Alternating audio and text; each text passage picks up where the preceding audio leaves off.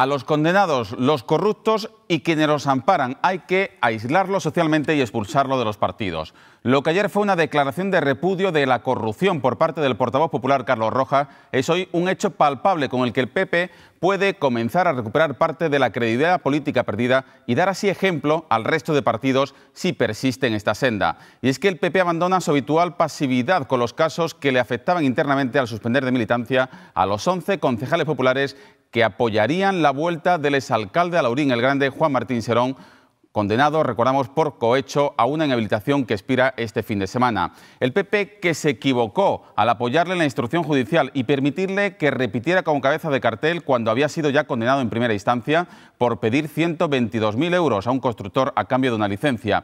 Luego el Supremo ratificó y el PP se metió en un brete solito. Ahora, afortunadamente, rectifica porque es mejor perder poder territorial antes que la confianza de los ciudadanos. Además, el PP andaluz lanza un mensaje interno de que se pueden hacer más cosas contra la corrupción que las que días atrás dijo su secretaria general, María Dolores de Cospedal. Sobre estos y otros asuntos de actualidad hablamos en unos instantes con uno de los pesos pesados del PP andaluz, su portavoz adjunto, el presidente del PP de Cádiz y secretario nacional de Administración Territorial. Con Antonio Sanz, naturalmente con todos ustedes y por Andalucía, vamos esta noche y siempre a por todas.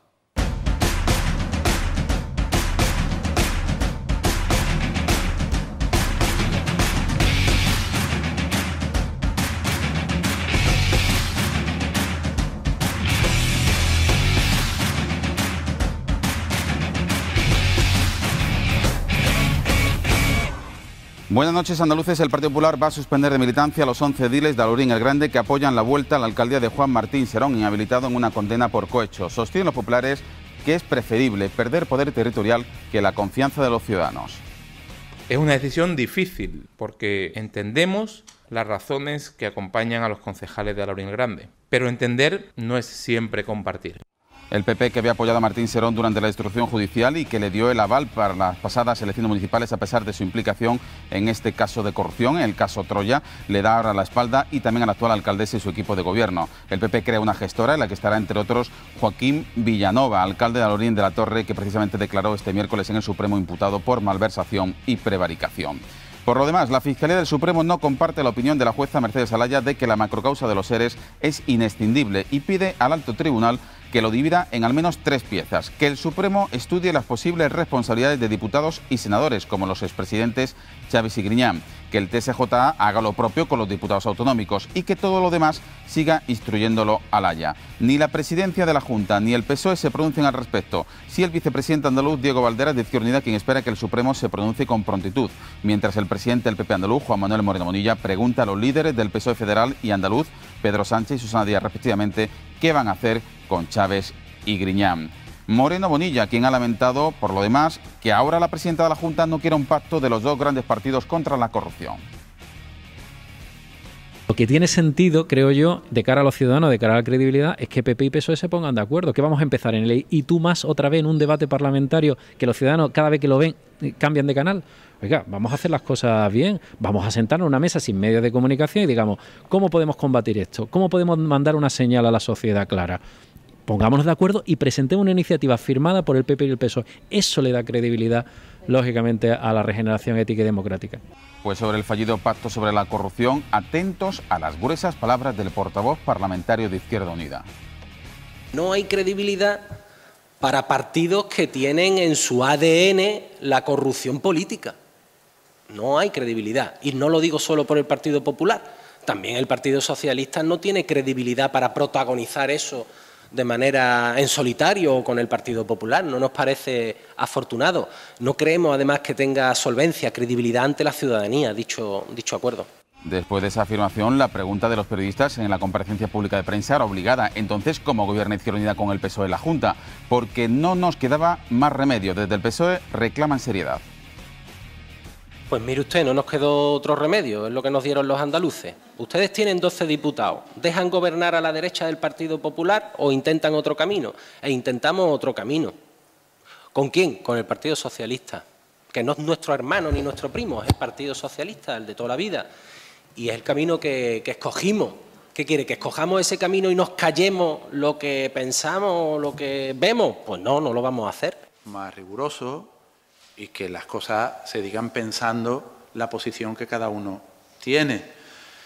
Porque yo estoy seguro que Izquierda Unida sabe que el Partido Socialista es una organización con un compromiso muy firme, implacable en esa dirección, en la lucha contra la corrupción, en la mejora de la transparencia y del buen funcionamiento de las instituciones en Andalucía. Si no, no estaría en el Gobierno. Porque el fin no puede justificar los medios para nadie. Para nadie. Ante la aluvión de críticas por el flagrante agravio comparativo que sufre el puerto de Algeciras, olvidado de los presupuestos para conectarse con el eje ferroviario, la ministra de Fomento, Ana Pastor, hoy de visita al puerto algecireño, ha anunciado una inversión de 370 millones de euros para el Algeciras-Bobadilla entre 2014 y 2020. Aquí, en el caso concreto de Algeciras-Almoraima, estamos ya en obras, estamos ejecutando obras y además hemos licitado, como saben, otra obra muy importante que se ha iniciado la licitación en el Consejo de Administración de la DIF de hace menos de una semana. Por lo tanto, esas infraestructuras van a ir para adelante. Es muy importante la conexión ferroviaria de los puertos, de todos los puertos, incluso también de los puertos que su mayor actividad sea el tránsito. En cualquier caso, estos 370 millones de euros distan mucho de los 1.000 que precisan la conclusión de esta obra, como recuerda la presidenta de la Junta. No me valen cifras que vayan desde Madrid a Algeciras, a mí me vale que yo vea y que toque y toquemos todos los ciudadanos, los andaluces y los responsables públicos, que en ese presupuesto pone lo que ha dicho Europa. Y Europa ha dicho que este puerto es prioritario y que el tramo Algeciras-Bobadilla tiene que ser urgente y ya. La ministra ha dicho que tiene que ir el nuevo marco, evidentemente que tiene que ir el nuevo marco, porque es que si no va, España pierde esos fondos, por eso tiene que ir el nuevo marco. Ahora lo que quiero es que aparezcan las enmiendas al presupuesto y que, insisto, los golpes de pecho que nos damos defendiendo el puerto de Algeciras, después se vean, como dice la ministra, en el BOE, pues a ver si es verdad que se ve en el BOE, y se ve negro sobre blanco la apuesta decidida por un ferrocarril que es clave para la logística de esta zona y para que sigamos siendo un puerto competitivo y de primera. Un nombre propio de la política. El diputado sevillano Alfonso Guerra, el más veterano en el Congreso, ha anunciado hoy que deja la política. Dejará su escaño en diciembre, cuando finalice el periodo de sesiones. Estas son sus razones. Ya he tenido 2 ocasiones en las que he pretendido no venir y la presión me ha hecho venir, pero esta vez ya no. Fíjense que yo llevo 50 años cotizando a la Seguridad Social, o sea, ya está bien, ¿no? La generación de ustedes no va a nadie a conseguir eso, tal como están las cosas. Es una decisión personal que ya le avisé yo al secretario general, el anterior, hace un año. Le avisé hace un año, por cierto, cuando él anunció que se iba a marchar en septiembre, inmediatamente vino a ver y me dijo: lo he dicho yo para que tú no te me adelantes. Y concluimos el sumario con la sanción que le ha impuesto el Consejo Audiovisual de Andalucía a la Televisión Municipal de Cádiz, Onda Cádiz, por emitir anuncios de bebidas alcohólicas, concretamente de una ginebra, durante la retransmisión del carnaval. El Ayuntamiento gaditano tendrá que pagar 137.000 euros por una práctica prohibida tajantemente por la ley. Son los asuntos fundamentales que abordaremos en la tertulia a partir de las 12 en compañía de Rosa Yacer, de Lucrecia Evia, de José Luis Losa y de Raúl Limón. Los 4 se incorporarán, estos 4 periodistas, 4 tertulianos de Da por Todas, a la entrevista en tan solo unos minutos. Una entrevista que comenzamos en estos momentos con el presidente del Partido Popular de Cádiz, portavoz adjunto del PP andaluz y secretario nacional de Política Territorial. Antonio Sanz, buenas noches. Muy buenas noches. Y muchísimas gracias por acompañarnos. Un placer, encantado. Me va a permitir que le pregunte por la corrupción en primer lugar, por el paso que ustedes han pasado de las palabras a los hechos, algo que tenemos que saludar, como hemos dicho en la entradilla. Juan Martín Serón podrá ser alcalde de Olorín el Grande, pero no con los votos del Partido Popular. Bueno, yo creo que Juanma Moreno, nuestro presidente, lo viene diciendo muy claro. El otro día en una ejecutiva regional celebrada en Antequera lo volvió a manifestar y desde luego el Partido Popular lo tiene muy claro. No se trata ya de decir tolerancia cero con la corrupción, es que hay que actuar tajantemente, de manera absolutamente contundente, y aunque se pierda poder político, es clave, y además es importantísimo de cara a que la gente con carácter preventivo se lo piense, el que cometa un hecho de corrupción especificado entre las cuestiones más graves del ejercicio político, tiene que irse a su casa y no cabe en la política. Y eso los partidos políticos tenemos que ser tajantes y rotundos. Y en este caso, bueno, pues tenemos que decir que no cabe otra cosa y que es lo que todo el mundo pide y es lo que el Partido Popular cree y es lo que vamos a hacer en todos los casos que se produzcan de esta magnitud. Y lo estamos haciendo también en España desde el compromiso que tiene el Partido Popular de lucha total contra los corruptos. ¿Este ejemplo que dan ustedes aquí en Andalucía hoy va a ser una excepción o se va a convertir en regla? Bueno, desde luego hemos dicho muy claro que hay que intentar pactar los partidos políticos para que no haya ningún resquicio al corrupto. O sea, no puede haber ni una puerta abierta al corrupto, ni para pactar con él para quitar un poder político, ni para que se oculte tapado en cuestiones dentro de la protección de un partido. Y me parece una torpeza que Susana Díaz, que la presidenta de la Junta de Andalucía, se niegue a hablar de lucha contra la corrupción. Seguramente ella tendrá que explicar por qué, pero los ciudadanos quieren que vayamos a por todas, nunca mejor dicho, en el programa donde estamos. Y contra la corrupción hay que ir a por todas y sin resquicios, no hay que dejar ni un solo hueco. Y sería muy importante que los partidos políticos hablemos de medidas que sean comunes y asumirlas conjuntamente para que no vayamos al y tú más, ni vayamos a ocultar ni a pretender que alguien se pueda fugar de la lucha contra la corrupción. Por eso yo reclamo ese pacto político. Creo que sería positivo ese pacto político. Creo que dejaría las cosas claras y, sobre todo, sería una manera también de prevenir el futuro. Y yo creo que en ese sentido tenemos que trasladar un mensaje a la sociedad de que en estos temas vamos juntos.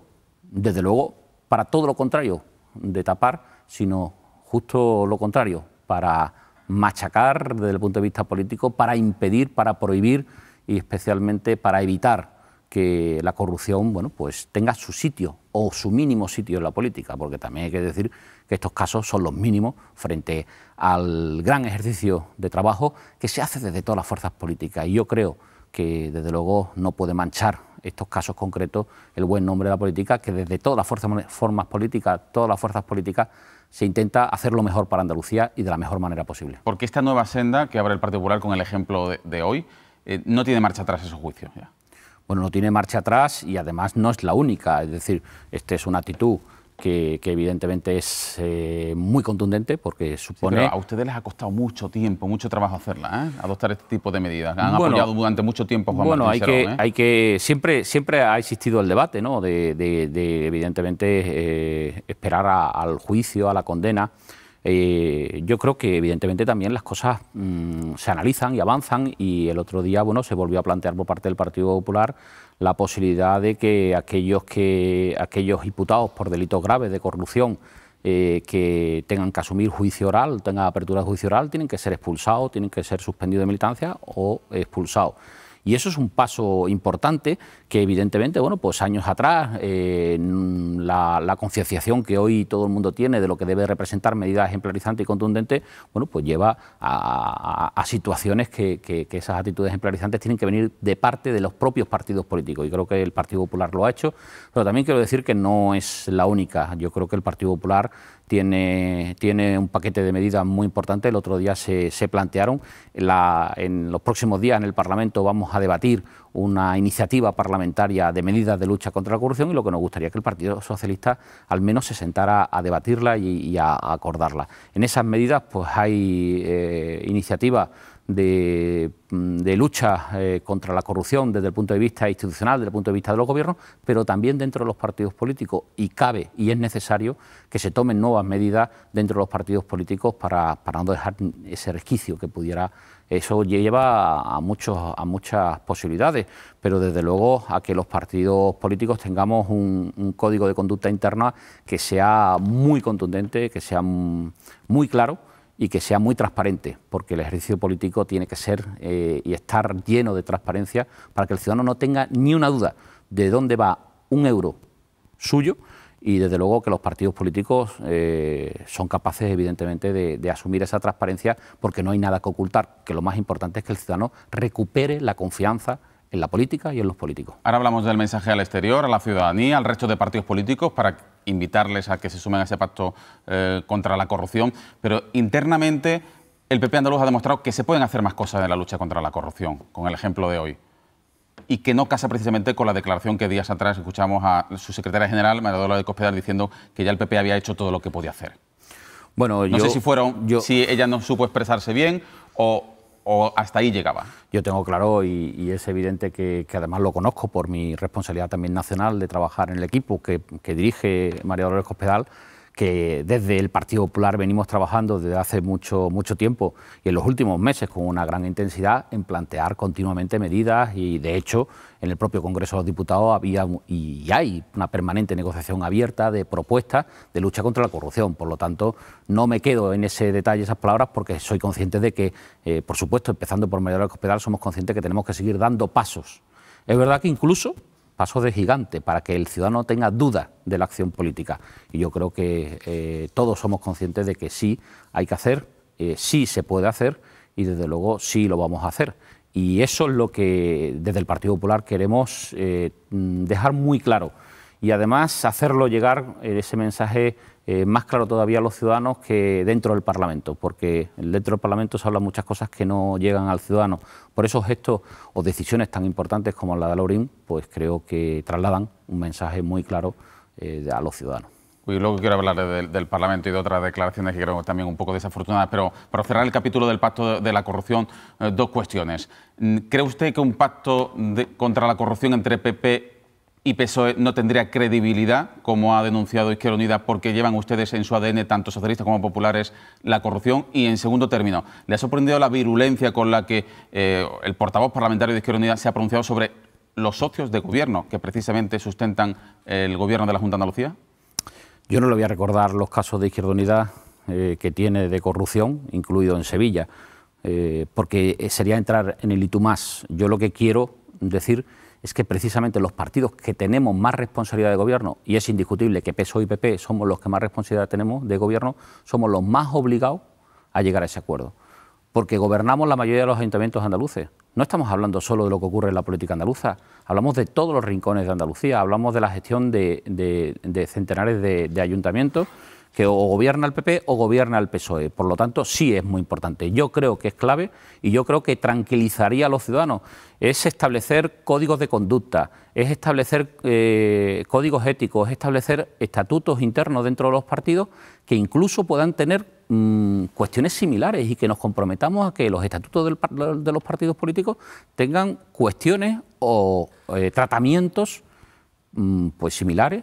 El mismo tratamiento debe tener para la corrupción o la lucha contra la corrupción un partido que otro. No se trata de que un partido haga una cosa distinta a otra. Creo que con eso trabajamos con mucha más tranquilidad, mucha más seguridad al ciudadano y creo que ese es el camino. Y que el ciudadano sepa muy claro que hará un partido político si ocurre una situación concreta y no estar al albur de si se decide o no se decide. Esas son las cosas que el ciudadano tiene que tener tranquilidad y seguridad de que se pueden hacer.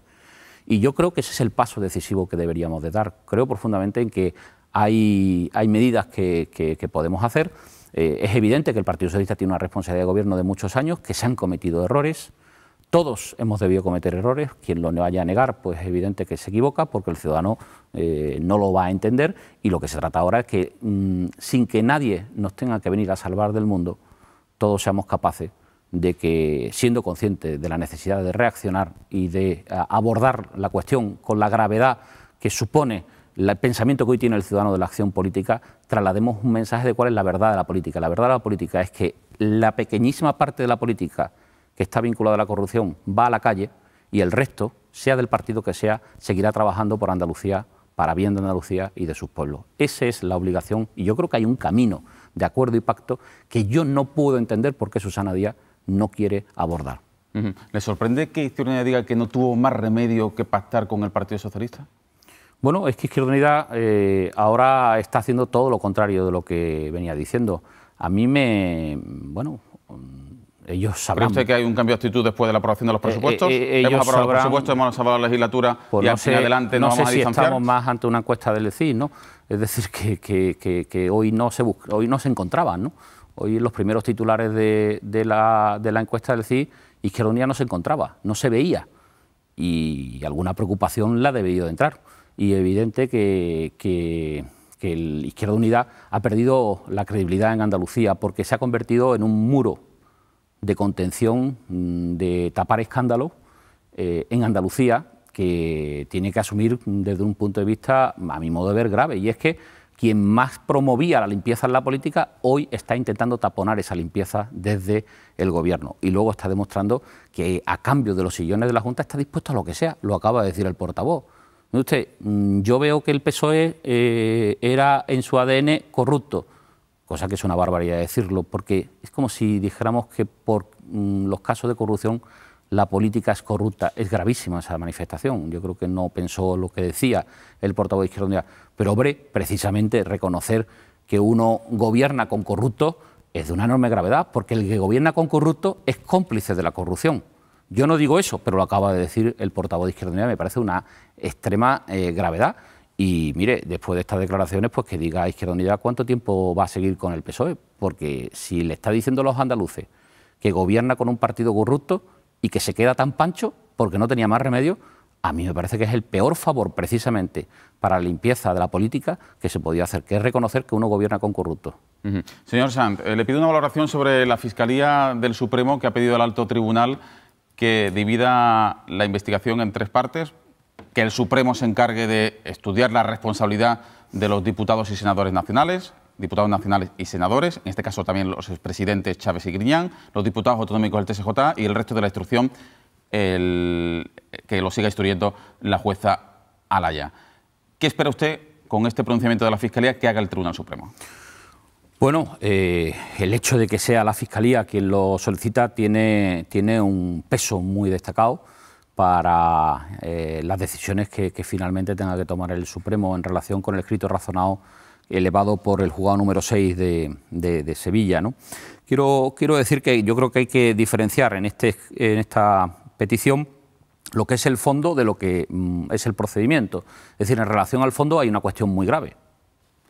Y es que se está diciendo, y lo que se dice en esa petición de la Fiscalía, es que hay que investigar a los 8 aforados que solicitaba la jueza Alaya. Es decir, que ve indicios claramente y le da la razón, al menos en esa petición, de que haya que investigar en los 8 aforados, donde ni más ni menos, aparte de consejero y exconsejero, hay 2 expresidentes de la Junta de Andalucía, con la gravedad que eso supone. Y estamos hablando de prácticamente la última década de la política en Andalucía, ¿no? Por tanto, el fondo es muy importante, el fondo es muy grave. El fondo, a quienes criticaban el escrito razonado, donde se decía que había hechos que podían llevar a la imputación de ambos expresidentes o el resto de consejeros, pues creo que este escrito tiene mucha contundencia. Respecto a la forma o al procedimiento, bueno, opta por una cuestión que habrá que ver cómo se desarrolla, porque opta por dividir entre los aforados nacionales, que el enjuiciamiento se haga a través del Supremo, los aforados autonómicos en el Tribunal Superior de Justicia de Andalucía y el resto lo siga haciendo el juzgado la instrucción la siga haciendo el juzgado número 6. Esto es de una enorme complejidad, pero es lo que vaya a determinar o lo que ha solicitado la Fiscalía. Pero eso no debe tapar el fondo, porque el fondo es de una enorme gravedad y quiere decir que el hecho del robo del dinero de los parados vinculado a los ERE falsos y vinculado al fondo de reptiles, es decir, lo que ha ocurrido en Andalucía con los fondos de empleo y los parados en los últimos años, tiene unos responsables no solo políticos, sino parece que también desde el punto de vista de la responsabilidad jurídica, penal, en todo caso, al más alto nivel de la Junta de Andalucía. Y eso, bueno, pues es evidente que ya no estamos hablando de 4 golfos, como decía Chávez entonces, sino hablamos ya de 229 imputados, que se dice pronto en una macrocausa como la de los ERE falsos, ¿no? Sin lugar a dudas. Señor Sanz, nos queda tan solo un minutillo antes de una publicidad y tengo varias preguntas que hacerle sobre su papel en el Parlamento de Andalucía, del Partido Popular, del Grupo Popular. Lo vamos a dejar después de la publicidad, por tanto tenemos tan solo 30 segunditos para que usted me diga por qué enmiendan a la totalidad los presupuestos para 2015 de la Junta. Bueno, pues le pido brevedad. Son unos presupuestos que trasladan una inversión falsa, que no plantea reformas para abordar el gran reto del empleo en Andalucía y que lamentablemente son unos presupuestos sin credibilidad porque nunca se cumplen. La ejecución es mínima.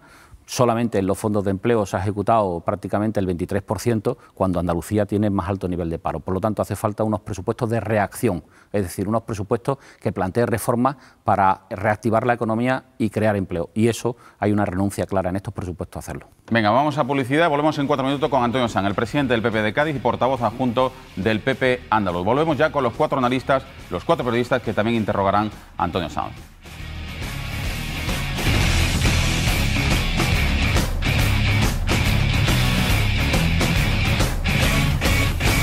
Estamos de vuelta en A por Todas con Antonio Sanz, el presidente del Partido Popular de Cádiz y portavoz adjunto del PP andaluz en el Parlamento andaluz. Precisamente quiero preguntarle, señor Sanz, por su nuevo papel en la Cámara Autonómica, porque ni el número 1, ni el número 2, ni el número 3 de su partido, de la cúpula andaluza, están en el Parlamento. Por tanto, todos los focos parecen enfocados a usted, porque usted va a tomar mayor relevancia, va a dar un paso adelante. ¿Es así o no? Bueno, yo creo que formo parte de un equipo de 50 diputados no sea usted tan modesto, díganos de verdad que va, que va a coordinar el grupo, en fin, no, va a ser el hombre de confianza de Juan Manuel Moreno. Tenemos un gran portavoz, Carlos Rojas es una persona con la que vengo trabajando hace muchísimos años, ya en otras ocasiones ha sido el portavoz, también en la etapa de Javier Arena, es una persona con una gran experiencia y creo que además tiene un talante excepcional para los momentos que tocan, que es abordar las cosas con moderación, con tranquilidad, con serenidad. Dicho eso, yo me integro a ese equipo. El papel que vaya a tener, el que Juanma me ha pedido que ayude en el Parlamento a representar al partido de la mejor manera posible y yo lo voy a intentar. Es verdad que las cosas requieren sobre todo creatividad, imaginación en la política e intentaremos ponerla desde la experiencia también de años de parlamentarismo. Un enamorado del Parlamento de Andalucía, persona que ha tenido la suerte de ser ponente del Estatuto de Autonomía, bueno, pues voy a intentar aprovechar toda esa experiencia para ponerla al servicio de lo que me ha pedido Juanma, que es ayudar al grupo. Pero el Parlamento tiene una gran importancia. Yo he vivido otras ocasiones en las que el líder político del PP no estaba, ¿no? Es una cuestión de saber compaginar bien el papel muy potente e importante que tiene el Parlamento, lo tiene. Me alegra que usted diga eso, porque Juan Manuel Moreno no dice lo mismo. No, evidentemente, lo que venimos la reflexión de Juanma venía en el sentido de que finalmente lo que se hace en el Parlamento no llega al ciudadano y parece como si no fuera relevante. Y es verdad que a veces uno tiene la sensación de que fuera poco relevante, pero es porque no conseguimos abrir las puertas, los muros que tiene el Parlamento, que parece todo un gran boato, cuando allí se habla de verdad de los problemas, desde el que pueda parecer más mínimo de una provincia a los más gordos que afectan a Andalucía, ¿no? Y yo creo que el Parlamento tiene una gran función, pero hay otra que es fundamental en la política, porque muchas veces cuando se nos critica que no estamos en los escaños, o que en enero si hay sesiones, no hay sesiones, yo me indigno porque yo no dejo de trabajar ni siquiera en agosto y claro, uno dice, cuando digo yo, me refiero a la gran mayoría de los políticos, desde luego con un nivel de responsabilidad en Andalucía. En Andalucía hay una sangre en la política que yo no la veo. He estado en Madrid y estoy en Madrid y aquí se vive esto con una sangre muy superior al resto, ¿eh? En el resto llega el viernes por la tarde y yo veo a los políticos los viernes, los sábados y los domingos trabajando. Con eso quiero defender que hay que hacer una política en la calle y que Juanma tiene un papel en los pueblos muy importante. Por lo tanto, yo creo que lo que vamos a intentar y vamos a saber, estoy convencido, es compaginar la labor de un Parlamento con una fuerza del primer partido, que es el Partido Popular, planteando propuestas. Yo creo que el papel del Partido Popular es trasladar a los ciudadanos en el Parlamento que hay otra forma de dirigir Andalucía, de hacer una Andalucía mejor, y lo estamos demostrando en los ayuntamientos y podemos hacerlo en Andalucía, y luego un contacto directo con los ciudadanos, de la realidad directa de los ciudadanos, que es la que está haciendo Juanma, que la verdad es que está recorriendo cada punta de Andalucía, cada sitio de Andalucía, y yo creo que generando una ilusión de una necesidad de cambio que, si bien existía, es verdad que al no gobernar parecía que el Partido Socialista podía tener una nueva etapa. Y tengo que decir que de nueva etapa nada, que estamos viendo los mismos errores, que estamos viendo las mismas políticas, las mismas acciones o inacciones y los mismos, por tanto, fracasos. Y yo creo que Susana Díaz tuvo una etapa donde parecía, y a nivel nacional incluso se creyó, que podía representar algo nuevo, y al final vemos que está aplicando las mismas recetas que nos han llevado a tantos fracasos en Andalucía y que sobre todo tiene los mismos tics, porque antes hablamos de corrupción, pero es imposible dialogar ni acordar nada con una presidenta que se cree que lo sabe todo y que lamentablemente se ha tirado un año sin hacer nada. Y entre que cree que lo sabe todo y que no hace nada, el problema es que hay muchos andaluces necesitados, muy necesitados, de que se hagan reformas, de que se apliquen otras políticas e intentamos elevar las oportunidades para los andaluces. Usted, que dice que lleva la política en la sangre, que lo vive con pasión, estar en el Parlamento, desde su perspectiva, ¿ha entendido el paso de Dolores López Gabarro? Pues estoy seguro que si hubiera hecho lo contrario también se hubiera dicho, es decir, es una decisión muy difícil, porque es una gran parlamentaria. Yo voy a decirlo claro, a mí me encanta. No, a mí me encantaba. Un grado de responsabilidad, no puedes dejar huérfano a tu partido desde la cúpula. Sí, pero en el tú tienes un ¿no? compromiso. Es muy importante como persona, ya no como político, tu compromiso con los ciudadanos. Y ella asumió un compromiso con los ciudadanos. No es lo mismo quien gobierna 20 años en un municipio, que los hay, tenemos alcaldesas. Yo tengo una alcaldesa fabulosa que lleva 19 años en el ayuntamiento y me parece que es un motor para la ciudad que no debe de pararse, pero ella es la primera legislatura. Y cuando tú asumes un compromiso con los ciudadanos, si tú quieres ir por la calle, en tu pueblo, donde tú le has pedido la confianza con la cabeza alta y que la gente te pueda seguir hablando con normalidad, ese compromiso no se puede romper. Y aunque yo soy de los que, y se lo he dicho a ella, estaba encantado con el dúo Carlos Rojas y ella, porque lo estaban haciendo muy bien, su intervención con la presidenta de la Junta en el debate del Estado de Comunidad creo que tuvo una gran altura. Lo les transmite una gran naturalidad. En la política eso es muy importante, pero sobre todo verdad. Y bueno, eso que en el Parlamento hubiera dado mucho fruto, hay que decir que en el Ayuntamiento de Valverde es una persona muy importante y para Huelva es una persona muy importante. La pena, voy a decirlo claro, es que una persona tan valiosa como Loles tenga que dejar el Parlamento, porque es inaudito que se pueda ser eurodiputado y alcalde a más de 1000 kilómetros y ser alcalde de Sevilla y a 20 metros no puede ir al Parlamento de Andalucía. A mí eso me parece un poquito fuerte. Como todo el mundo sabe, nada más que se cobra un sueldo, por tanto no es un problema de sueldo, es absolutamente imposible que se cobre más de un sueldo público, pues tengo que decir que me parece que es poco comprensible. O que tú seas teniente alcalde y puedas ser diputado y ser el primer teniente alcalde, eso no hay quien lo entienda. Por tanto, yo lo que evalúo respecto a Loles es la pena de que una gran diputada como ella se haya perdido y la voz municipal de un pueblo de raíz como Valverde no pueda tener una voz en el Parlamento. Y no lo digo por solo Valverde, sino que ella representa a una tipología de política de un pueblo de raíz en Andalucía que puede representar mucho para el conjunto de las poblaciones en Andalucía. Es decir, yo parto de la base de que es un error esa decisión. A partir de ahora le preguntan los tertulianos José Luis Losa, Rosa Yacer, Lucrecia Evia y Raúl Limón.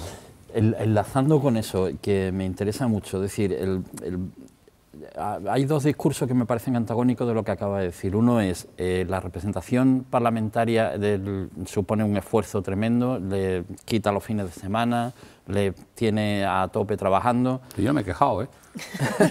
Yo no, el político no se puede quejar porque esto es voluntario. Yo me tendría que ir a ejercer de abogado y el otro se tendría que ir a otro sitio. Es decir, no, lo digo para que no se malinterprete, porque yo no me he quejado. Yo lo interpreto y creo que es la mejor interpretación. Creo que no existe un trabajo ni más digno ni que más ocupe que la representación del pueblo andaluz. Pero al mismo tiempo me está diciendo que se puede ser dos cosas. Es decir, se puede ser senador y se puede ser parlamentario andaluz y se puede ser senador y alcalde, en fin, es que ¿por qué no es que se delimitan? ¿Por qué los políticos no delimitan esa dignidad con la que usted decía? Es que es muy importante representar a Valverde con su pueblo y dejar la representación provincial para el diputado provincial y la representación de... ¿Por qué no solo un político un cargo? Porque yo digo mi experiencia es muy importante. Lo que uno como alcalde puede lograr pelear, por ejemplo, aquí, e intentar resolver para su provincia en su labor como diputada y como alcalde, es muy importante estar dentro de las instituciones. Es decir, desde fuera tú te puedes tirar para resolver problemas de tu pueblo, de tu provincia, pues meses sin que te reciba una consejera. Si eres diputado, te vas al escaño de delante, hablas con la consejera y empiezas a resolver los problemas. O consejero. Es decir, que la facilidad que tiene para abordar las cuestiones importantes de la política, que se resuelve mediante el diálogo. La gente puede opinar que los políticos estamos todo el día de bronca y yo quiero decir que en el Parlamento se resuelve vis a vis, es decir, se resuelve humanamente muchas más cuestiones de lo que la gente se puede imaginar.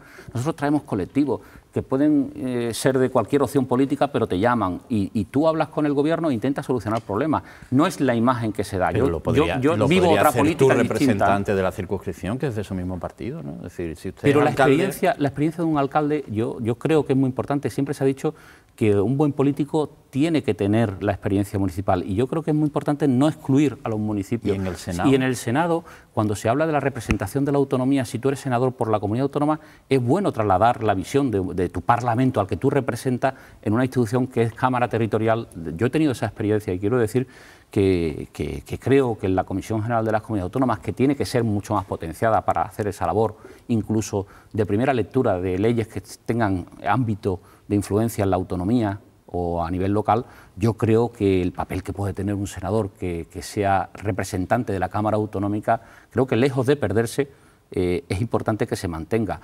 Y la experiencia que yo tengo desde muchos socialistas a muchos populares que han sido diputados autonómicos y senadores ha sido importante. Porque ¿sería capaz de identificar un logro que se haya conseguido por la presencia de un diputado andaluz en el Senado?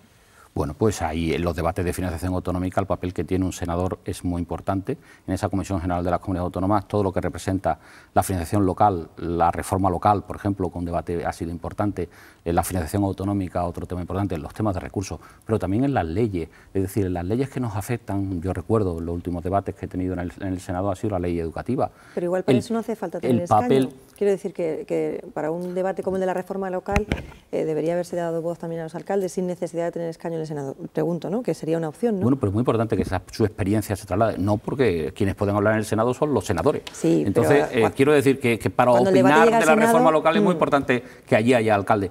Es que se confunde, esto es una cuestión, la gente interpreta que es una cuestión de dinero o de... Puede ser mucho más incómodo. Le garantizo que es mucho más cómodo quedarte en tu pueblo y no salir, pero creo que es mucho más potente para tu pueblo, para tu provincia, para tu circunscripción a la que tú tienes que defender, poder tener capacidad de reacción. En el Parlamento de Andalucía, cuando un alcalde es diputado, tiene capacidad de reacción y de hacer muchas más cosas, de defender a su territorio, no solo a su pueblo, sino a su provincia. Yo esa es la experiencia que tengo y no estoy defendiendo a los alcaldes del Partido Popular, estoy defendiendo al conjunto de los políticos porque creo que desde el PSOE, Izquierda Unida, PP, PA, entonces se han hecho grandes funciones por parte de los alcaldes. Qué casualidad que ahora, bueno, pues eso tiene que ver con que hay alcaldes muy potentes del Partido Popular como cabeza de lista, Juan Ignacio Zoido, Nieto en Córdoba, qué casualidad, ¿no? Porque Pedro Rodríguez en Huelva, la propia Loles, que es un peso político importante, y bueno, pues eso se quiere echar del Parlamento y se ha echado. Yo entiendo que lo que ha dicho el Tribunal Constitucional es que Andalucía tiene capacidad para modificar su norma electoral y poderlo hacer. Eso es lo que ha dicho. Otra cosa es que sea positivo o no. Y yo soy los que opinan, respetando la decisión del Tribunal Constitucional, que ha sido un error político excluir a los alcaldes, a las voces municipales porque, claro, ¿por qué un teniente alcalde de Juan Ignacio Zoido sí puede ser diputado y el alcalde no? ¿Qué diferencia hay? Yo es que todavía no la entiendo. Y error o no, volviendo un poco a Dolores López, ¿no le parece que se podría interpretar desde algunos puntos de vista, quizás como menos compromiso con el proyecto autonómico? No. Quienes ven el trabajo diario de Loles, todo lo contrario. Yo creo que ella va a seguir presidiendo el Grupo Popular en el Parlamento como dirigente, secretaria general del partido. Tiene un secretario general de un partido en Andalucía, y algo de experiencia tengo de ello. Tiene un nivel de influencia y de trabajo dentro del grupo parlamentario, sea diputado o no sea diputado, porque, de hecho, bueno, eso ocurre internamente, presides los grupos parlamentarios o el presidente o el secretario del partido. Y por lo tanto su nivel de participación en la vida parlamentaria va a seguir siendo muy influyente y en nada va a perder peso porque va a estar presente y presidiendo los grupos parlamentarios. Señor Sanz, yo quería hablar de los alcaldes del municipalismo, pero en otro ámbito, ¿no? La noticia del día, bueno, la segunda noticia del día probablemente, la primera ha sido la buena noticia de que Teresa Romero ha sido dada de alta, ¿no? La segunda sería la encuesta del CIS, que llevamos esperando prácticamente desde el jueves pasado. Con esa encuesta del CIS, ¿qué perspectivas tiene usted ahora mismo para las elecciones que dentro de unos meses habrá en todos los ayuntamientos andaluces, donde efectivamente el PP hasta el momento ha tenido un liderazgo muy importante en Andalucía, no refrendado curiosamente posteriormente en el gobierno de la Junta, ¿no? Bueno, las elecciones municipales tienen otro condicionante, ¿no?, que me parece muy influyente de cara a lo que vaya a ocurrir.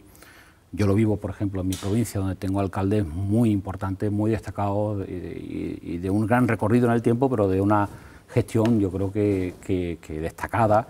Y con eso quiero decir que cuando ahora hablamos de corrupción y se machaca, no digo que sin razón, sino con razón, evidentemente, qué puede estar pasando, yo pienso que cuando la gente va a votar en las próximas municipales conoce muy bien quién es cada alcalde.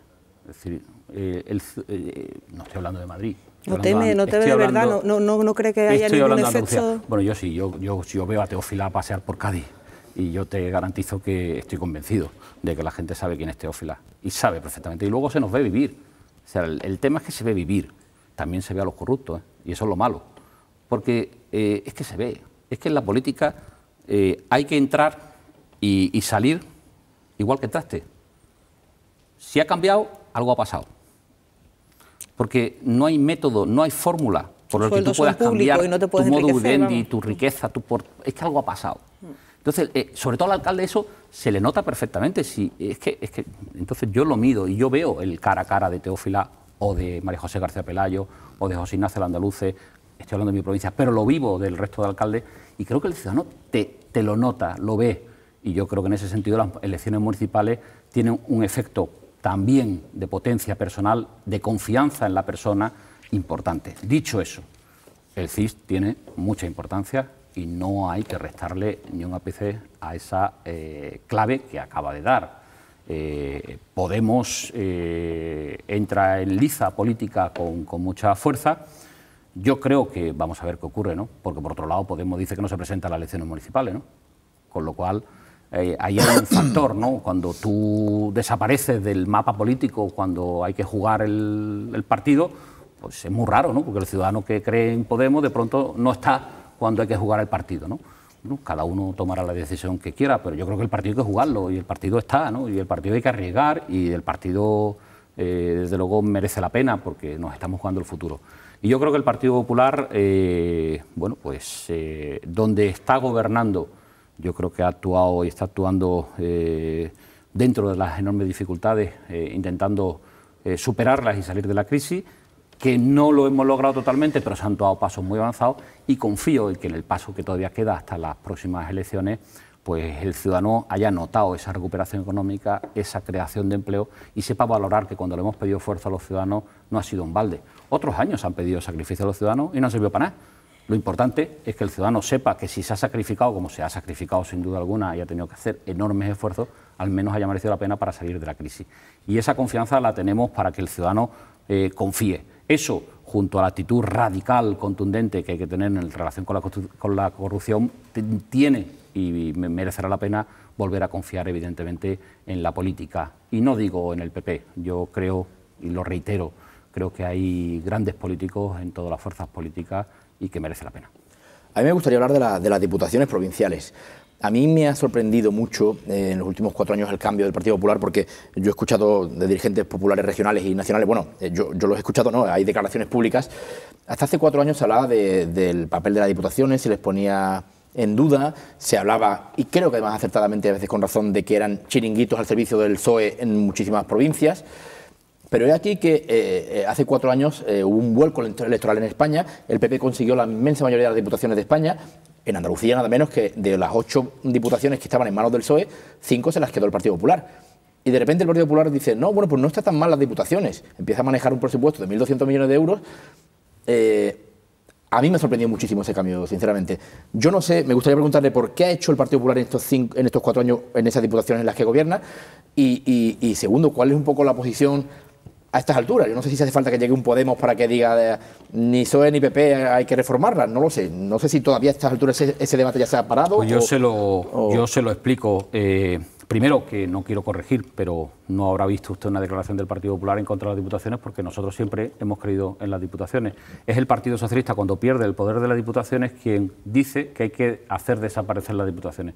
Y le voy a decir por qué la experiencia en relación con las diputaciones. Si usted supiera, que lo sabe, pero vamos a analizarlo, la cantidad de servicios que no, se dejarían de hacer si no existieran las diputaciones, le garantizo que en los pueblos pequeños no hay capacidad ni económica ni posibilidades de tener funcionarios que desarrollen esa labor, por ejemplo, para apagar los incendios en los pueblos. La Diputación, en muchos de los casos, tiene unos consorcios provinciales que garantizan la extinción de incendios, los bomberos, en el conjunto de la provincia, que sería impensable que eso pudiera existir.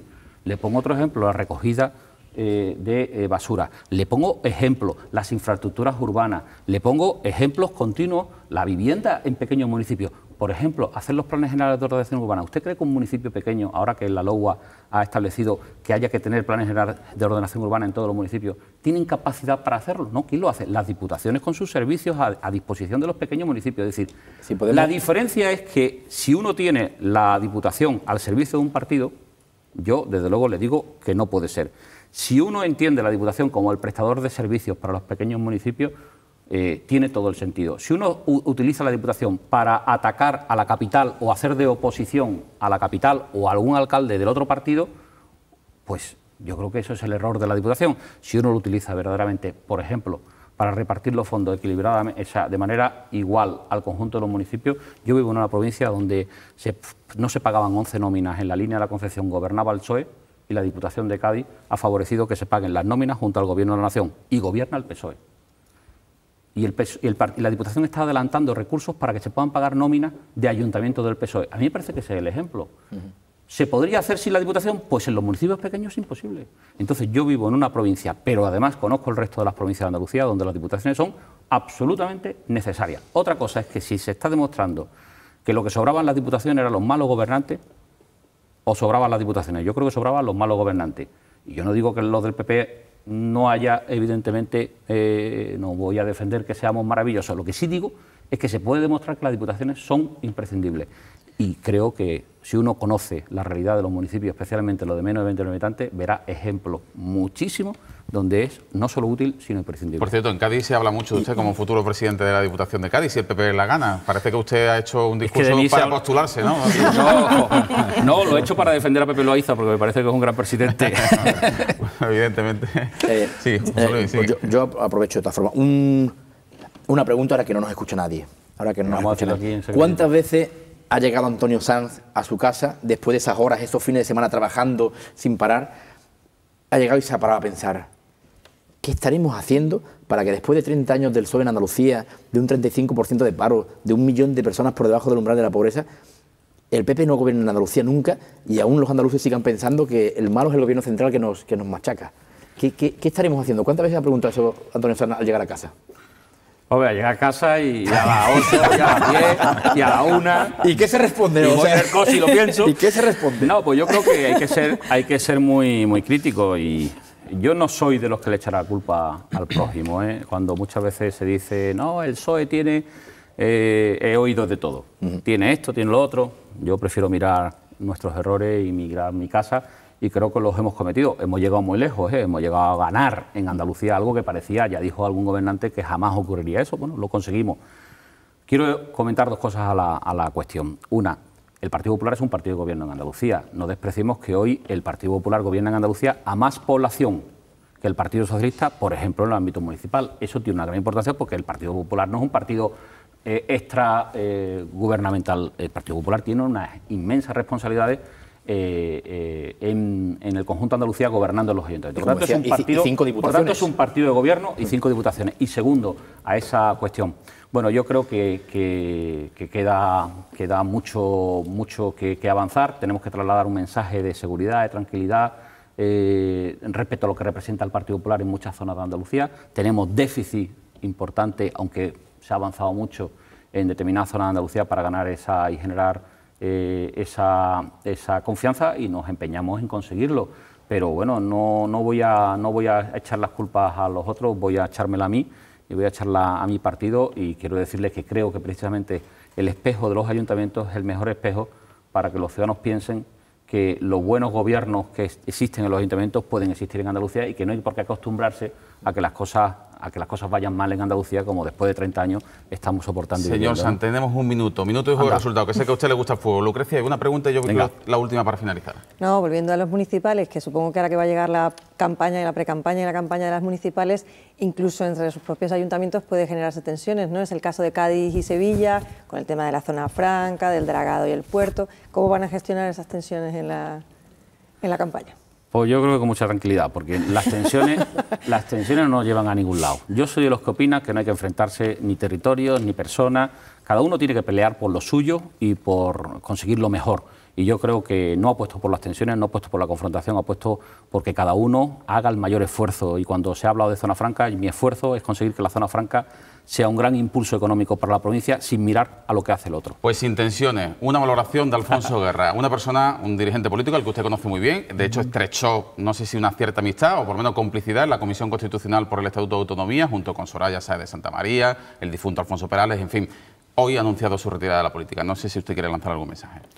Bueno, pues yo creo que representa ese político que ha dado su vida y ha dado su vida por trabajar por lo que creía. Yo puedo tener muchas distancias con él, pero creo que representa al político que se ha dejado la piel y que ha hecho mucho. Yo tengo que alabar el papel como presidente de la Comisión Constitucional, Alfonso Guerra, porque ayudaba a todo el mundo. Su labor era construir el consenso. Yo aprendí, tengo que decirlo, de ese trabajo que era muy exigente. Como no fueras con la elección, recuerdo alguna regañina de Alfonso Guerra en la Comisión Constitucional del Congreso y decía, aquí hay que venir con los deberes hechos. No, muchas. Pero aquí hay que venir con los deberes hechos. Y como no te lo llevaras aprendido, era como un gran profesor, que tomaba la lección y abroncaba.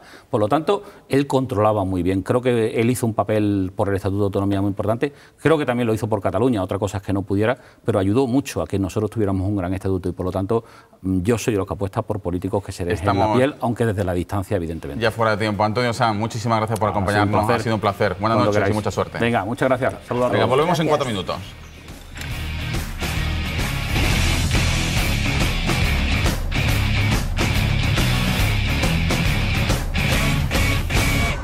Tiempo ahora de tertulia en compañía de Raúl Limón, de Lucrecia Hevia, de Rosa Yacer y de José Luis Losa, que nos ha puesto los dientes largos a todo el mundo porque acaba de llegar de Ciudad del Cabo de dar unos cursos con su empresa Comunica y Convence. Pues sí, hemos tenido esa suerte de estar en una convención mundial de una conocida empresa multinacional andaluza que tenía allí una convención mundial y me han pedido que les ayudara allí a dar un curso de comunicación. Y la verdad es que ha sido espectacular acudir a Sudáfrica un año después del fallecimiento de Mandela y ver un país abierto, moderno, occidental, cuando hace apenas 20 años estaban tan divididos. Cuando me cuentan, no, es que aquí los negros no entraban en la universidad porque, bueno, decir, esto hace 2 siglos, hace 20 años, ¿no? Entonces supone un halo de esperanza decir, es que una sociedad, un pueblo, un país cuando quiere, puede, no voy a decir podemos, no cuando quiere, cuando se lo cree, un pueblo, coño, a España le ocurrió, en la transición, que se lo creyó, que dijo, vamos a salir de esta. Pues y allí ocurre, ¿no? Llega así, se lo han creído. Aquí quizás nos hace falta volver en España a creernos las cosas. Pues comunica y convence, José Luis, y a ver si tiramos adelante, porque estamos, digamos, que lo tiramos. En fin, vamos a analizar la actualidad y si os parece bien vamos a empezar con lo último de la entrevista de Antonio Sanz, que le pedía su opinión sobre Alfonso Guerra. Evidentemente estamos ante, más allá de afinidades o de detractores, evidentemente estamos ante una figura relevante de la política andaluza, evidentemente, pero española también en las últimas 4 décadas en la transición y en la democracia. En fin, se marcha a finales de diciembre, después de, como lo hemos escuchado, sin perder su sentido del humor, 50 años cotizando, y eso dice que ve mucho ya. Hombre, yo creo que casi imposible los tiempos que corren, ¿no? Hombre, yo creo que Antonio Sanz ha hecho una semblanza muy ponderada y que creo que podemos compartir con sus luces y sombras todos, ¿no? Pero evidentemente es una figura relevante de la historia de España, de la historia de Andalucía, de la historia del PSOE. Y bueno, pues toca agradecer los servicios prestados, pero también yo creo que toca felicitarnos de alguna manera porque las nuevas generaciones vayan ocupando estos espacios de relevancia en la política, ¿no? Porque haya nuevos referentes, porque es bueno seguir contando con los padres de la Constitución y con los que hicieron la transición, pero yo creo que esta generación de 40, 50 años que empieza a dominar la escena política, incluso más jóvenes los de Podemos, es muy saludable que se les dé un poquito de aire para que respiren. Y tener siempre al señor mayor, perdón por lo de señor mayor, pero bueno, si queréis al profesor mirando, lo ha explicado también muy bien Antonio Sanz, lo mismo no es lo mejor, o sea que creo que se ha ido el rey, creo casi todos se han ido casi todos de los grandes partidos. Pues me parece que Alfonso Guerra ha hecho algo coherente y agradece los servicios, pero yo lo saludo. un tiempo nuevo, ¿no? Hombre, es una generación que yo creo que está de despedida, ¿no? Que, claro, pero... Y que incluso le toca descansar, ¿no? Que no hace falta Él lo estar ha dicho, en la brecha... ¿no? Que necesita descansar después de 50 años. 50 años, pero bueno, desde luego es un perdón, político muy valioso. Y nosotros descansar de él. Le quiero decir que Bueno, la figura político, histórica desde luego, intachable, conflictivo. la figura histórica, pero bueno, ya era hora, ¿no? O sea, yo que soy de los defensores absolutos de 8 años en el cargo como máximo, y después vaya usted a su casa, es decir... Bueno, ¿y quién será el que ponga Pues en la papeleta del PSOE primero con Sevilla? Yo creo contigo, Los, en una cosa. Descansemos de él, pero a mí me gustaría seguir escuchando sus perlas en los mítines. Por supuesto, hombre, claro. A todos nosotros como periodistas o como ciudadanos. Pero dicho lo cual, es que creo que tenemos que acostumbrarnos a todo político que llegue aquí a preguntarle primero, ¿cuánto cobra usted de nosotros? Y segundo, ¿cuándo va a volver usted a su puesto anterior o a su cargo? Pero es que aquí no ha habido ni puesto anterior. Bueno, se le puede preguntar a qué se dedicaba antes y qué va a hacer después. Eso. Y entonces así lo dejas ahí. Dicho, insisto, teniendo en cuenta, ya en serio, la figura histórica que ha supuesto en España, la de Alfonso Guerra, ¿no? Pero claro, que ha desdibujada con un trayecto de unos años, dándole un botoncito en el Congreso y dedicándose a vender libros. Y oiga, yo no le pago para esto, y le pago yo, y usted y todo lo que nos está viendo. Pero porque eso no está resuelto tampoco en nuestra democracia, que en el fondo es joven para estas cosas. En su caso sí, porque en el caso del estatus de los presidentes y vicepresidentes del gobierno en España está bastante bien resuelto. Es decir, que no tenían una necesidad ni económica. En su caso, evidentemente, ha sido vocación política de permanecer años y años, porque pero, tenía resuelto Luis, el futuro. No sé si a mí me gusta... Eso te iba a decir, no sé si me gusta mejor la retirada de Alfonso Guerra que la retirada de Felipe González. Me haces elegir entre lo malo y lo peor. Claro, entonces no, hombre. Me haces elegir entre lo malo y lo peor. ¿Prefiere usted a este señor dándole el botoncito y que le paguemos todo o que una multinacional le pague una millonada? Yo prefiero que se aburra en el Congreso. Yo también, sinceramente. Me da la impresión de que en este país estamos muy acostumbrados a ser muy amables en las despedidas. Yo creo que la figura de Guerra necesitaremos una pequeña distancia de unos años para analizarla plenamente. Y tuvo sombras, no las estamos diciendo ahora porque en los duelos en España siempre se habla bien del final, pero yo creo que aún es pronto. A mí me hubiera gustado que se hubiera ido antes. Creo que... Como 10 o 20 años antes, por ejemplo, ¿no? Él ha dicho que las dos últimas legislaturas, que las dos últimas elecciones anunció a su partido que no iba a ir y que fue obligado por la presión, por la circunscripción de Sevilla, por el tirón que tenía precisamente la ciudad de Sevilla, ¿no? Sí, de hecho, la circunscripción de Sevilla le pidió un último esfuerzo para que fuera candidato al alcalde y no dijo que no. Es decir, que él estaba dispuesto a asumir la presión de su circunscripción solo hasta cierto punto. Y después tampoco recuerdo yo, y no sé si me falla la memoria, algo que haya hecho este diputado por Sevilla durante tanto tiempo por su circunscripción. Es decir, yo no recuerdo nada. Es decir, quizás en la Comisión de Constitucional haya sido una excelente persona, pero yo no soy capaz de atribuirle una loseta o una alcantarilla o un proyecto en Sevilla. Yo no. Bueno, una de las sombras a las que seguro que se refería Raúl Limón y que todos tenemos en la memoria, en nuestro background, es precisamente la corrupción con su hermano Juan Guerra. Correcto. Vamos a hablar de corrupción, en este caso de Juan Martín Serón, del exalcalde de Alhaurín el Grande, inhabilitado, condenado por cohecho impropio, por pedir 122.000 euros a un empresario a cambio de una licencia. Quiere volver el lunes. No va a ser con los votos del Partido Popular, porque el Partido Popular, lo dicho, abandona su pasividad hasta el momento con sus cuestiones internas de casos de corrupción y dice que va a suspender militancia a los 11 concejales, entre ellos la alcaldesa actual, que anunciaban que iban a apoyar la vuelta de Juan Martín Serón. En fin, es un cambio de actitud que esperemos que sea una senda que se mantenga y que se persista en el tiempo. Se lanza un mensaje interno al propio partido, después de que hace 48 horas Mediadora de Cospedal dijera que el PP no podía hacer nada más, y luego se manda un mensaje a la ciudadanía, que ya no sé si se lo va a comprar en las alturas en las que estamos, pero en cualquier caso es un cambio de actitud, ¿no, Raúl? Yo creo que esta vez sí se le compra, yo se lo he comprado. A mí me ha parecido un gesto excelente del Partido Popular en Andalucía, me ha parecido un paso adelante, me ha parecido... simplemente un poco tarde, es decir, es que cuando hace unos minutos hablaba Sanz de que ha sido una decisión tajante y contundente, digo sí, pero tan tarda un mes en ser tajante y contundente. No obstante, y mucho más, porque fue condenado en primera instancia por audiencia y lo ratificaron como cabeza de cartel. Sí, fueron a la fiesta de despedida, o sea, Claro, dirigentes provinciales. O sea, que un mes no, en realidad. Vale, ¿no? pero digamos que desde que sabía fehacientemente que ya había un movimiento dentro del Partido Popular para volverlo a proponer como alcalde, no pusieron pie en pared, no salió Elías Bendodo diciendo no de ninguna manera. O sea, ahora, dicho esto, excelente, fantástico. Hombre, más vale tarde que nunca, ¿no? Eso es así, y además yo creo que está bien, o sea, que se empiecen a tomar estas medidas drásticas, claras, que todo el mundo las entiende perfectamente y que además entran dentro del ámbito del sentido común, es absolutamente bienvenido.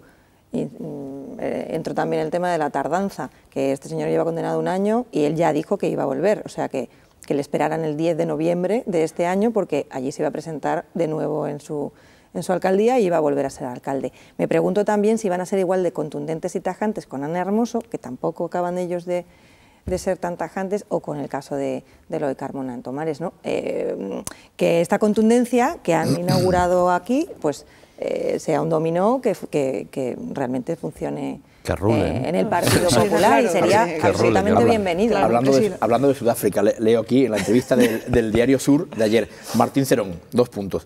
Mandela y Jesucristo también fueron víctimas de sentencias injustas. Sí. Él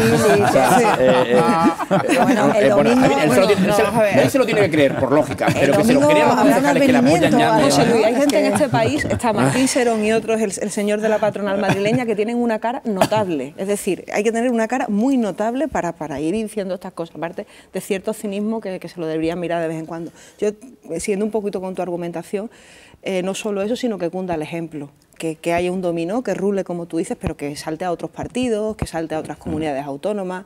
Si este es el primer efecto de la encuesta del CIS, yo quiero muchas encuestas del CIS todos los días. Quiero todas las semanas que se desayunen en los maitines con muy malas noticias electorales y demoscópicas, porque será la única manera de que se tomen estas decisiones. Yo creo que esto está provocado, y lo digo así, por el efecto Podemos. Dudo que si no se hubiera producido esto. Bienvenida sea, aunque solo sea por eso. Sin duda, Raúl. La razón es la de menos, ¿no? La encuesta del CIS, ya la verdad que no nos sorprende a nadie porque se venía anticipando desde hace 15 días cuánto tiempo de cocina ha tardado precisamente en salir. Y no sé si también ha influido, yo creo que sí, todos lo sabemos, la encuesta que este fin de semana publicaba El País, que seguramente ha retrasado la del CIS, ¿no? En ese caso se ha apuntado un tanto el periódico El País. En fin, más o menos son muy similares, ¿no?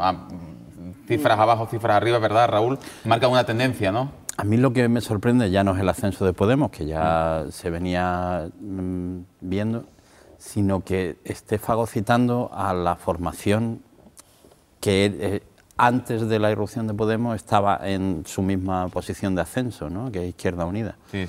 Están en menos de un 4%, ¿no? Sí, es muy sorprendente. Es decir, demuestra 2 cosas. Una es que Podemos ha enganchado el discurso de izquierdas de la población, y la segunda es que Izquierda Unida no ha sido capaz de engancharse al discurso de Podemos. Es decir, ahí ha habido una distancia importante, ha habido una falta de diálogo entre la sociedad y la formación, y ha perdido bastante de lo que había ganado.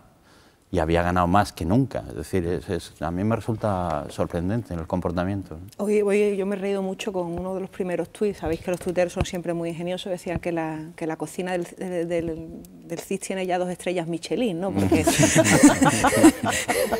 una cosa espectacular, ¿no? Y bueno, hoy todos nos hemos enterado la intención de voto directo, el no sé qué, nos hemos enterado todo de cómo se cocina, y la verdad que cocinan bien, ¿no? Pero más allá de eso, y continuando un poco con lo que dice Raúl, a mí lo de Izquierda Unida lo expresaba el otro día claramente aquí Diego Valderas, ¿no? Expresaba su frustración porque dice, es que llevan diciendo lo mismo que nosotros toda la vida, me lo dijo mi hija, ¿verdad? Que dijo, incluso puso una anécdota personal y a mí no me la han comprado, era un poco la historia, ¿no? Es que ellos tienen mucho menos marketing. Ciertos brotes de injusticia, lo que le está ocurriendo desde mi punto de vista a Izquierda Unida, sobre todo porque estamos ante una gran desafección ciudadana, no sé si lo compartís conmigo, por la crisis, por los embates de la crisis y por el hartazgo hacia la corrupción, de la que precisamente no creo que Izquierda Unida sea la principal culpable. Lo que tampoco creo es que los resultados del CIS, que sí que creo que son bastante demoledores y para la reflexión interna de los partidos, no sé hasta qué punto son trasladables o extrapolables a Andalucía. O sea, yo creo que de todas maneras Andalucía tiene una realidad un poquito singular, ¿no? Partiendo del gobierno y para abajo, bueno, habrá que verla poco a poco y habría que esperar a las municipales y ver un poco cómo funciona. Que te lo recuerde, Lucrecia, a los telespectadores, que el último precedente fue la encuesta que hizo la cadena SER hace aproximadamente 2 meses, creo que fue a principios de septiembre, y la intención de voto directa en Andalucía era un 25% Podemos, claro, pero ya lo hablamos un 13% el entonces. PSOE Sí, y aproximadamente lo mismo, totalmente, no recuerdo exactamente las que cifras, pero prácticamente muy calcado a lo que dibujan el País y el CIS. Lo que pasa es que al final en Andalucía todavía no tenemos cara para Podemos y en Nacional sí. O sea, que yo creo que eso es importante, que al final los partidos ganan las elecciones, pero el cabeza de cartel o la cabeza de cartel son importantes y ahí yo creo que puede haber... no sé, o sea, creo que puede haber cambios y hay tensiones internas también, porque ellos se están un poco recomponiendo y componiendo su nuevo partido, que al final eso es difícil. Ellos se están centralizando, ¿no? O ocupando el espacio central, o no sé, algo así ha dicho Pablo Iglesias, ¿no? Están buscando la centralidad. Buscando la centralidad, están moderando muchísimo el discurso y yo creo que ahora mismo ya no es Izquierda Unida, es más el PSOE, incluso el PP, los que ellos saben que si quieren gobernar. He escuchado o leído a Pablo Iglesias con mayoría absoluta, desde luego los votos no están en Izquierda Unida o en el votante de Izquierda Unida. Pablo Iglesias ha declarado que van a por el votante del PSOE, que van abiertamente. Y del PP ha dicho Íñigo Errejón. O sea, bueno, efectivamente. Íñigo Errejón dice, bueno, el votante eso me parece que sea, un poquito canto de sirena, ¿no? Pensar que era un votante del Partido Popular vaya a votar a Podemos, es un giro, bueno, de todo puede haber en la vida, ¿no? Pero sobre todo puede haber ese giro, incluso, fíjate, compro lo que dice este hombre, puede haber ese giro porque ya no es un tema ideológico, es un tema que ellos han establecido la línea no entre la derecha y la izquierda, sino entre los corruptos, entre la casta y nosotros, los inmaculados. Cosa que además es así, son inmaculados porque no gobiernan en ningún sitio, con lo cual es irrefutable ese argumento. Son inmaculados y los otros sí están manchados. Entonces, han creado la línea divisoria exacta en la comunicación nacional de lo que querían y la ciudadanía le está comprando el mensaje y a mí en el fondo me parece hasta positivo que en este país, en esta crisis tremenda y con esta corrupción, los ciudadanos en vez de salir a la calle a quemar, no sé si sedes de partidos, pues quieran canalizar su descontento con una formación que bueno, se puede tener todas las críticas que quiera, pero que ha establecido unas líneas claras, unas líneas rojas claras que los demás partidos no son capaces de establecer. Es precisamente lo que dice José Luis Losa, que no creo que escuchara el artículo el comentario de Iñaki Gabilondo, decía precisamente eso, que afortunadamente el malestar ciudadano se había canalizado a través de Podemos, no en la calle con protestas. En fin, vamos a introducir el último elemento de análisis, vamos a hablar de la Fiscalía del Supremo porque hoy ha pedido precisamente al alto tribunal que divida la investigación en 3 partes. Por un lado, el Supremo que investigue a los diputados nacionales y a los senadores, entre ellos los expresidentes Chávez y Griñán, que el TSJ haga lo propio con los diputados autonómicos y que el resto de la causa lo siga instruyendo la jueza Mercedes Alaya. Por tanto, desde el punto de vista formal, pues no recoge el guante de la propia magistrada que decía que la causa era inescindible. Ahora bien, desde el punto de vista del fondo de la cuestión, pues sí dice que hay que investigar a los expresidentes y en este caso pues lo achaca que debe hacerlo el propio Supremo. Con estos elementos, con esta petición de la Fiscalía, del Ministerio Público, ¿qué pensáis que va a hacer el Supremo? Evidentemente no os pido que juguéis a pitonisos, pero evidentemente... Yo creo que es fácil adivinarlo, el Supremo asume sus competencias, es que yo creo que la Fiscalía hoy, digamos, no ha entrado de lleno en la cuestión, no, para nada, simplemente ha dicho, en caso de que esto siga para adelante, creo que debe ser de esta forma, cada uno con lo suyo, cada mochuelo a su olivo. Lo que hará la Fiscalía será asumirlo, porque tiene que asumirlo, el Supremo asumirlo, porque asumirá la parte que le corresponde de los aforados, llamará a declarar a Chávez y a Griñán y antes de que llegue el suplicatorio al Congreso, Chávez y Griñán irán al Supremo y dirán estamos dispuestos a lo que ustedes quieran, a responder a todas las preguntas que necesiten, para evitarse un debate en el Congreso, un debate sobre si concesión de suplicatorios, si están ocultando la corrupción o no. O sea que yo creo que este auto, que podía haber sido mucho más tajante si hubiera entrado en el fondo de la cuestión y hubiera dicho que había o no indicios de delito en el comportamiento de los aforados, no lo ha dicho, pero por lo menos acelera el proceso. Es decir, ya ha dejado la pelota para que empiece a jugarse el partido donde debería haberse jugado hace muchísimo tiempo. Eso lleva siendo hora, ¿no? De hecho dice la Fiscalía que que es necesario que se divida la causa para su correcto funcionamiento y su correcta resolución, ¿no? Sí, sí. Me parece razonable, lo hemos comentado. Yo incluso creo que ya hasta el otro día, hasta el ABC, en un suelto editorial que hasta el momento había mantenido una defensa férrea de todo el procedimiento que había llegado la jueza Alaya, ya el otro día incluso tuvo que decir que, bueno, que no tenía mucho sentido que esto fuera por ahí, pero bueno.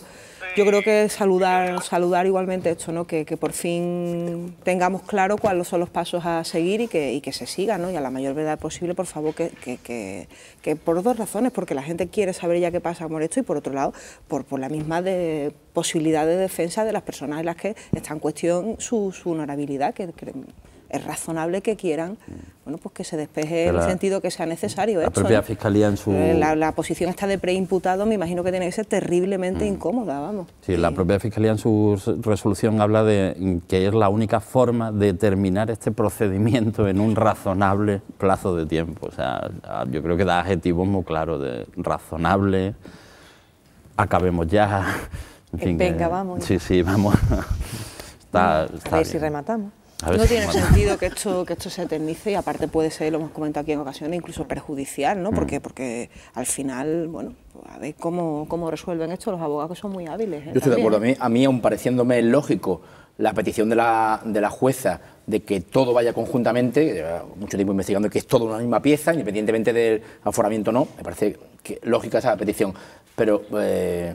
ahí priorizaría el hecho ya de los tiempos, es decir, vayamos ya por ello, por favor, acabemos ya con esto, que llevamos ya demasiado tiempo, se está prolongando demasiado, con lo cual llega a crear una indefensión incluso en algunos de los imputados, en este caso que decíamos que era de 4 golfos y que llevamos ya por 229 imputados, esto ya es, bueno, difícil de digerir para cualquier órgano judicial ya, y no digamos para los ciudadanos, ¿no? Sí, pero que para la salud del sistema es bueno también que los casos de corrupción se resuelvan pronto y se resuelvan de forma contundente, pero que se resuelvan judicialmente. Es decir, el daño que para Andalucía, para la imagen de Andalucía supone esto diario, a mí me hace pensar que alguien tiene cierto interés en que esto se eternice. No lo comparto, yo creo que siempre lo he dicho, esto es un favor a Andalucía, vamos, que algún día tenemos que agradecer. El favor, yo sé que pasamos esta etapa terrible de todos los días los casos de corrupción, pero esto de que la imagen de Andalucía se vaya manchada, es que lo que se ve manchado es tener unos señores golfos en 229 personas. A ese señor, méteselo a la cárcel si proceda, pero por favor, no durante 10 años. No durante 10 años, porque 10 años no se puede estar abriendo telediarios con Andalucía es igual a ERE. No me parece, porque creo que es injusto, reconociendo que es una buena labor y, por supuesto, encomiable y nunca suficientemente valorada, pero por favor, acabemos. El que se haya lucrado con esto, el que haya robado, que vaya donde tiene que ir para siempre, si es posible, y el resto que volvamos a caminar. Como digo, que soy siempre optimista por naturaleza, me parece una de las grandes cosas que ha ocurrido en Andalucía en los últimos 2-3 años, es esto, es ver cúpulas de sindicatos corruptos, abajo, cúpulas de patronales corruptas, abajo, presidente de clubes de fútbol a la cárcel, tonadilleras a la cárcel, lo que haga falta, a la cárcel, si es que esto es tan simple como que somos 8 millones de andaluces, de los cuales una mínima parte es corrupta, pues habrá que apartarla, ya está, es tan simple, y los demás sigamos adelante, y eso es la historia. Es verdad que las imágenes de esa gente entrando en la cárcel, yo creo que genera cierta seguridad en la población. Yo también lo creo. Yo creo que es positivo. Sí, de hecho, yo creo que entrando en la cárcel, Raúl, tú lo has dicho muy bien. Yo creo que la clave es entrar en la cárcel. Es decir, creo que la clave es el juicio y la condena si procede. Porque la pena de esta de telediario nos a mí me produce una gran insatisfacción diaria como ciudadana. Vamos. ¿Un último apunte, Raúl? No, solo que en esa línea la resolución de la audiencia de Málaga sobre la suplicatoria de Pantoja y cómo lo explicó, que me pareció fantástico, o sea, me pareció una resolución de quitarse el sombrero, es decir, es necesario hacer estas cosas. El viernes sabremos, ¿no?, si también sigue imputada la infanta, ¿no? Creo, ¿no? Que es sí, el viernes creo. Bueno, pues será otra oportunidad, decía la audiencia ¿no? de Málaga que no podía permitirse la impunidad de los políticos, los banqueros y los poderosos, ¿no? Un poco el relato que ha hecho, la enumeración que ha hecho José Luis Losa. Venga, vamos a la columna de cierre que hoy firma desde Sevilla Mercedes de Pablos.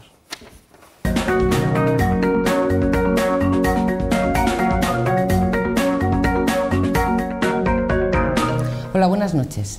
En esta semana la Junta de Andalucía le ha retirado a Isabel Pantoja la medalla de Andalucía y el Gobierno de España, el Gobierno Nacional, le ha otorgado la medalla al mérito al trabajo a Esther Koplovich, una conocida empresaria, una persona de la cual dependen cerca de 80.000 empleos o más de 80.000 empleos. ¿Pero qué estamos premiando? ¿Estamos convencidos que esos 80.000 empleos son exactamente respetuosos con los derechos laborales, con los derechos civiles? ¿Respetan de verdad el tiempo de gestación, el tiempo de embarazo de una mujer? ¿Son empleos que pasarían la pátina de los derechos de cada uno de los trabajadores? ¿Estamos convencidos que cuando premiamos en su día a Isabel Pantoja y ahora a Esther Koplovich, estamos premiando el éxito o estamos premiando la ejemplaridad? A veces de aquellos polvos, esos lodos, y resumo muy claramente. Como decía Albert Einstein, en lugar de ser un hombre o una mujer de éxito, busca ser un hombre valioso, lo demás llegará naturalmente. Nuestras administraciones, ahora que estamos revisando casi todo, igual deberían revisar cuáles son los criterios para reconocer que alguien es el mejor, la mejor de todos nosotros, y distinguir entre éxito social y ejemplo a seguir. Simplemente una propuesta. Médicos Sin Fronteras, hombres y mujeres que conocieron la cara del ébola antes de que usted y yo nos preocupáramos por ella. Buenas noches. La firma de Mercedes de Pablo, como la firma que hemos escuchado esta noche de José Luis Losa, de Raúl Limón, Rosa Yacer y Lucrecia Evia. Los cuatro, como siempre, un placer. Muchísimas gracias. Buenas noches. Buenas noches. Mañana volveremos con el secretario de Política Institucional del Partido Socialista en Andalucía, Francisco Conejo. Nos acompañarán en la tertulia Francisco Morón, Elena Manzano, Carlos Rosado y Olga Granado. Y como siempre iremos a por todas.